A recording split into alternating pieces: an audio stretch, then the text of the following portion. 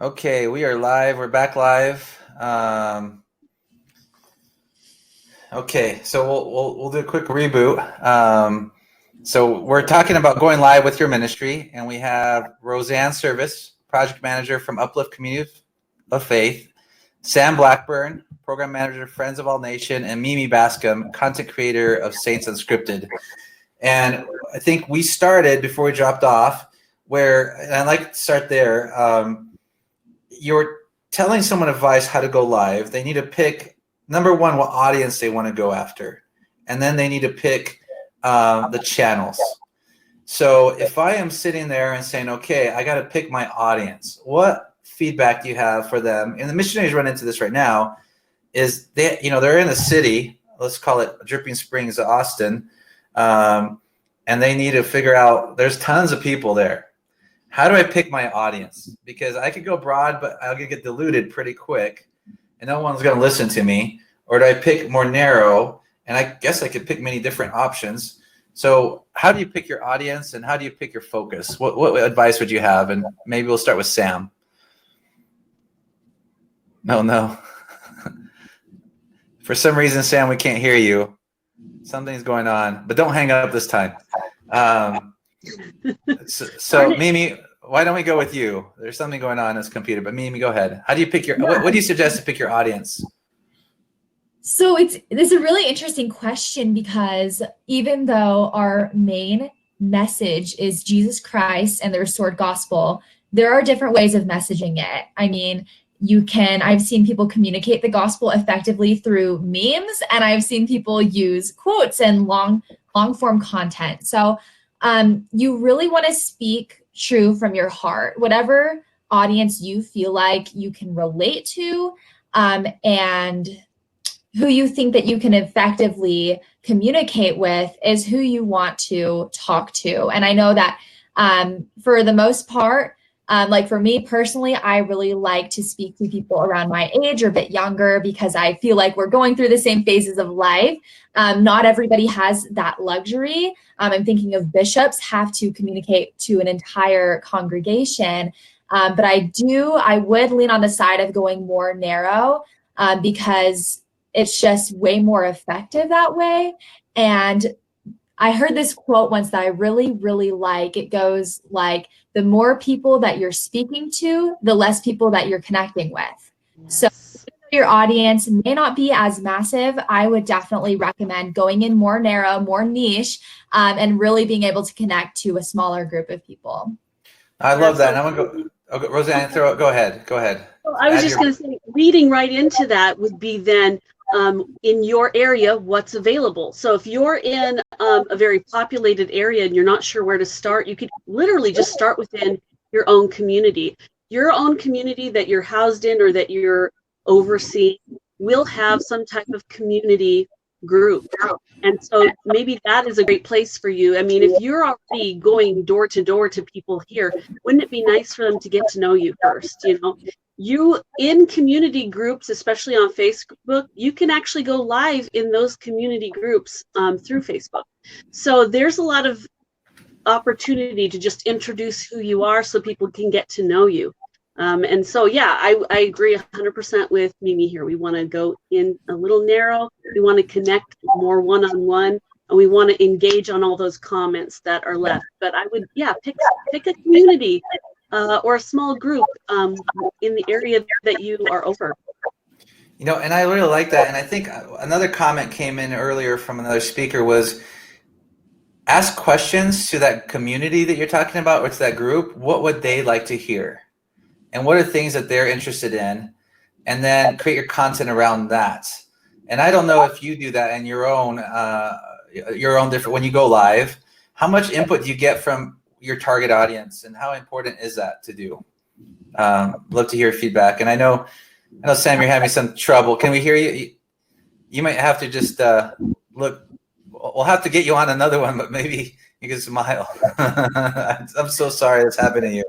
Sam, he does some amazing work with missionaries all around the world, getting them to connect through their language to people that they used to serve with. So he does some amazing work there. Yes. But And I feel bad for you, Sam, but we'll have you for sure, so we can make that work.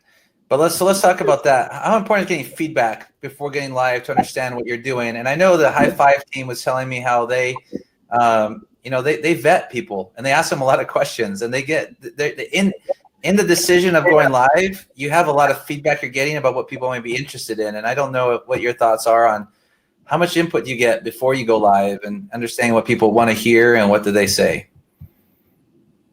So, Mimi, why don't we start with you and then we'll go. Yeah. It is very, very important. I don't think that there's even a point of going live unless you have that feedback and you just want to hear yourself talk.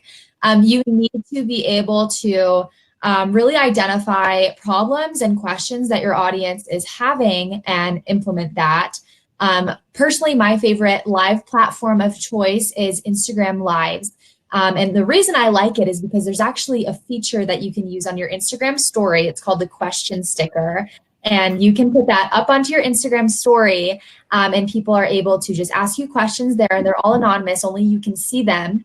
And when I go live, it actually gives you access to the list of questions, and then you can receive more questions as you're going live, as the video is going. So I really love that feature.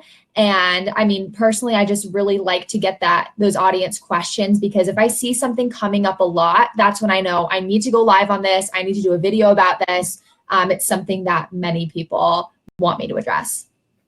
I love that, because if you can leverage the technology side, especially now with COVID happening, where the missionaries could be reaching out. I know they have different calls with members and they share experiences and they're there. It'd be super cool if they said, okay, we'd love to go live. What do you think your friends and would be interested in hearing? And then, what are the topics that would be interesting to me? What are topics interesting to the community? And that gives them ideas of what really should they be talking about. So, Roseanne, would you like to add anything there? Because I know you interact with a lot, but how important is that feedback, and what ideas come to your mind as we're having this chat? Some of the things that immediately came to mind was we almost have skipped that little section of the person who is even scared to do all of this. Just because you have some ideas, you have some feedback, and you'd like to engage, doesn't necessarily mean that you feel qualified or able. And so I just wanted to make sure everybody realizes you don't have to be perfect. You don't have to be a certain way or be some amazing qualified person. If you're sharing a simple testimony, that's all that's needed. You don't need to look perfect. You don't need to be perfect. I could tell you in 1,000 different ways. I am nowhere near any of that. And I don't let that stop me, because I know that things need to be said. And so we listen to what's needed, and then we're just providing it. So it really has nothing to do about anything about us. But I mean, and Mimi, I don't know if you and Sam can attest to this, but almost every time before we go live, there will always feel nervous. So being nervous and being worried, those things are normal. Every person will experience them. And until you do something regularly, it will never feel like at ease. So anytime we're in a non-comfort zone, it will not feel comfortable. And that's okay. So as long as you're okay with that, then you can move forward and, provide a message to other people, because you kind of need to feel safe in your own skin a little bit, but also you need to feel a little uncomfortable, and it's okay. So I love that, and let's talk about you have a topic, and you talk to a lot of people, and maybe I like what Mimi said earlier was maybe you have a live for the youth talking about a certain topic, and then you realize by talking to your community that you need to go live with addiction, because there's a lot of people that suffer from addiction. So you might have different content streams, and High Five Live has created topic areas, right? You're over this topic, you're over that topic. So you say you decide to do that. What are the best practices as you're planning to go live that you should undertake before you press that live button, right? What would you suggest? Okay, you got to do this, and one of them is happening right now, where I know we did a dry one with Sam, but his mic's not, for some reason his mic's not working. So things happen, like that go happen when we go live. Mhm. So this is case in point, practice. But what are your checklists? Love to hear what would you recommend? Can you guys hear me now? Oh my goodness, you better Oh. say a lot of before anything happens. Thank goodness. That was so weird, you know? I don't know. How ironic that we're here talking about this. So give us your best practices before something else changes. Yeah, try and avoid this, number one. Number two, I think for me, it helps to just look into a mirror and just talk a little bit and just get warmed up, because I don't know, it's kind of, it's like when you're going live and you make a video, when you trip once, then you trip a second time, and then it's the snowball effect, right? It just kind of keeps going, and you think, oh man, this is going terrible. First of all, people aren't usually that critical anyways, but it does help to have a practice. That's the best advice that I could give. So practice, and then look at yourself in the mirror, rehearse it. I mean, what other advice would you guys have there? Mimi, do you have one? I have one. Do you want me to go first? Sure. I think one of mine is to make your area behind you, make sure that it is looking good. I feel like that is something that is really important, that some people just sometimes don't check before they're already live, and then they're live and they're like, whoa, I didn't know that was back there. Another big one that I have noticed, this is probably one of the biggest like mistakes or mishaps that I've seen happen on live videos, is where they flip the camera. So the camera's on them, it's front facing, and then it is the other way. So don't just make sure behind you is good, but also in front of you is looking good. I mean, I feel like that's kind of the beauty of live video, is you're not rehearsed, you know, it's live, mistakes happen. And although that may seem more risky, that also makes it more fun and makes your audience feel more connected too. So people understand that things happen, but definitely good to be prepared. So check your surroundings, right? That's good advice. And also your camera, your technology, and how that views, right? That's perfect. Roseanne, what service, what ideas, what lessons learned do you want to present everybody with? I will say one of the best things that we ever did at Uplift before we started really going live a lot of places is we created a small little subgroup called our devotional sandbox. When you create a sandbox, all you're doing is just creating a small like group, and you can practice in there. And the only people who are seeing that are people that you've allowed. So maybe like 3 whole people in the world. A small little group sandbox is what I would suggest. And you go in there and record yourself a few times, do live a few times, work out all the kinks in a sandbox, then take it out. It's kind of helpful. That way you're more comfortable. That way you've practiced so many times. When you finally go live, it's the same old thing you've been doing for weeks. So it won't be as intimidating, if that makes sense. Oh, that's great. So we got practice, your surroundings, you know, write it down if you have to, create a sandbox, test your technology, see how that works out. So those are all great advice on what things go right. So if something goes wrong, how do you prepare for things going wrong during going live? What are some of the things that you've learned, and what would you share? I would say, like what Mimi said, accidents happen. You got to laugh. You just got to roll with it and say, you know what? The very first live interview I did that wasn't my own, I did with you, Stephen, and I messed up big time. And I just laughed. I was like, you know? And I didn't notice. I didn't notice you messed up. So. Oh, good. Oh, good. Yeah, I completely forgot a phrase that I was, it's in the past. And see, nobody cares. So what you got, Mimi and Sam? What do you guys think? Go ahead, Mimi. Same thing. Just prepare for it. Just expect little things to happen. It's never going to go perfect. You can't go back and rewrite the history or edit anything. So just go in with the mindset of, if something happens, it's all good. It's no different than like all these missionaries watching, meeting with people in person. It's just the same thing. So just prepare for things to happen. Everyone's human. Yeah, I would think that the mood of your video kind of helps too. obviously, when you're sharing the gospel, you want to be professional and represent the church. That's, we're trying to be representatives of Jesus Christ. But then at the same time, I try to have kind of a laid back mood. And, a lot of the videos that I make, I speak a language that I haven't really spoken fluently in like 2 years. And so I make a lot of mistakes speaking the language. I usually just laugh during the video, and people think that it's funny, and they just say, "Hey, it's so cool that you speak this language. Great job. Like, don't worry about making mistakes. Like, we're so proud of you." So I think most people are pretty understanding. Perfect. So I love it. So it goes live. You have, how do you engage during and engage after, right? What are the best practices? What do you tell people? You're live. How do you engage? And then how do you keep the conversation going once you're done going live? What feedback would you have there? Engaging in the chat.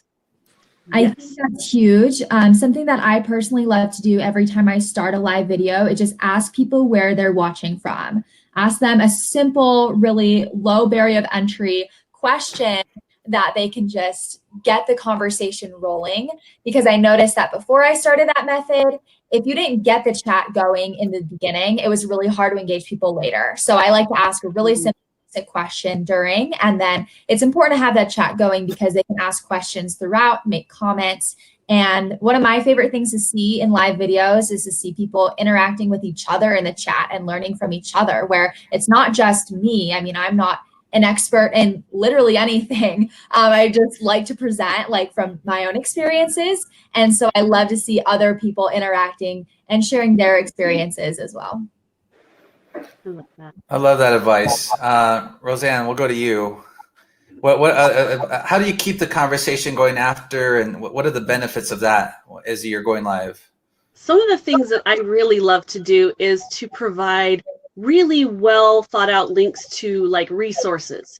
So like you were saying, we don't have to be experts in everything we're talking about. In fact, it's probably better that we don't comment on things we don't know about, but we can provide the scholarly links, here's what I was talking about, boom, and people can research that on their own. And then as they ask questions, especially if those questions become hostile or difficult to answer, personal in nature, we're going to ask them, hey, let's private message.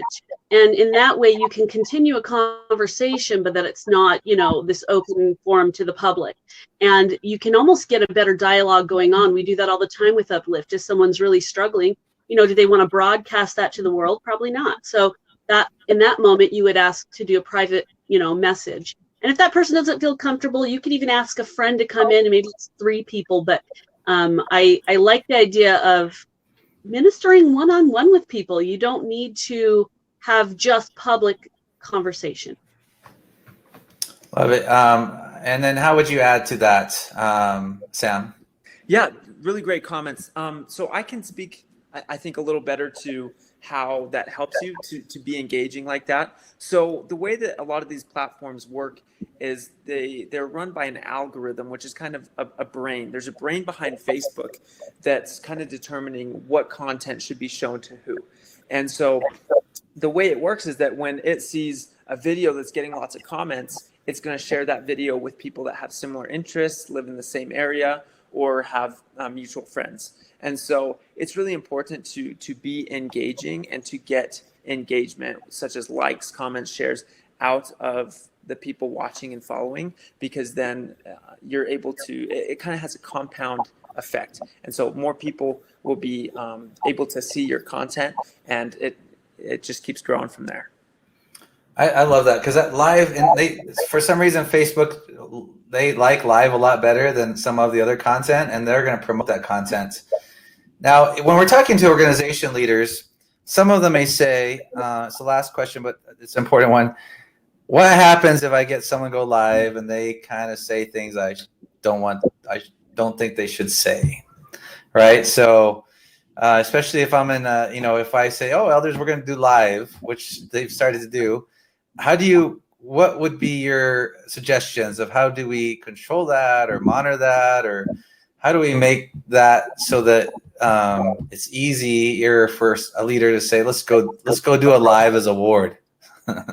What would be your suggestion? Who would like to take that one? And I'll only have 3 minutes, so not all of you might get to answer it. So whoever wants to answer it, please do. So so just to clarify, are you trying to say that you like? So if a ward says, if you're in your ward and you ask your leader, like, let's do a live to the youth. Okay. Let's ask the youth to go live. But one hesitation may be, well, what happens if youth start saying things that we shouldn't have them say? What do you do then? Right? So it's better to not go live. But what would you say? Like, how can we mitigate that risk?